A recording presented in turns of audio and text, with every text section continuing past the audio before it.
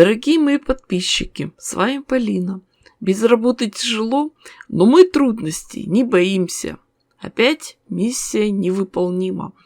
Как вот из этого барахла, обрезков трикотажа, выпадов кроя, что-то сотворить приличное и интересное. Тем более, что у меня просто огромное количество обрезков красного цвета, совсем немного беленьких. Есть еще пестренькие, темно-синие и черные. И какой приличный дизайн можно из этого придумать. Но, как говорится, чем сложнее, тем интереснее работать. Для пошива этого коврика я использовала выпады кроя. Остатки с фабрики после пошива. Футболок, халатов, детского трикотажа. Но в такой технике можно утилизовать самые разные ткани. Желательно, чтобы они не сыпались. Прекрасным материалом будут старые футболки. Их надо нарезать любым удобным способом. В этой технике шитья лучше убрать с лоскутков все промышленные швы. И кусочки ткани должны быть длиннее 5 сантиметров.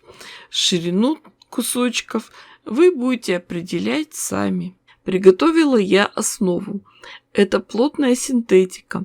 Она никуда не тянется. И края у нее не сыпятся. В своем изделии я обойдусь без обработки края. Но вам посоветую перед тем, как начинать шить, край обработать сразу же. Для удобства работы шить начнем с середины. Для этого найдем центр заготовки и расчертим вспомогательными линиями. Чтобы полотно лежало ровно, воспользуюсь своим самодельным приставным столиком. Обрезки трикотажа немного натягиваю, чтобы они скрутились трубочкой. Потом эти длинные полоски просто складываю, чтобы эти кусочки были примерно по 5 сантиметров длиной, и прошиваю на швейной машинке. Тряпочки укладываю плотно, и от этого будет зависеть внешний вид изделия. Не хочется, чтобы просвечивала основа. Шить я начала от центра. Еще толком не придумала, что и как это будет. Первоначальный вариант – от центра вести полоски. Когда шьем второй ряд, полоски-лохматушки предыдущего ряда приподнимаем и отгибаем в сторону, чтобы они не мешались и не попадали под иголку. Девочки, пока шила, анекдот вспомнила, совсем старый. Чукча купил шкаф с зеркалом на внутренней дверце.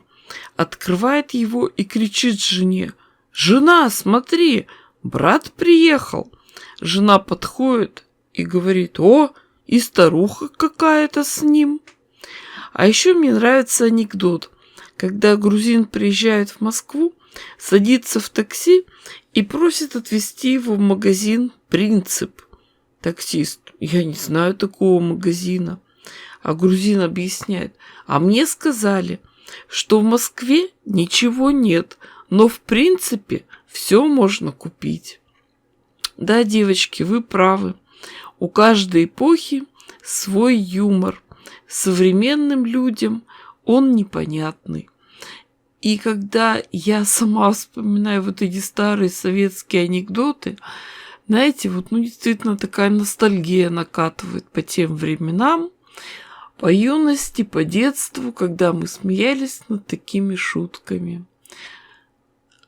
Получается вот такой замечательный пушистик. Но пока я его шила, решила немного поиграть с формой.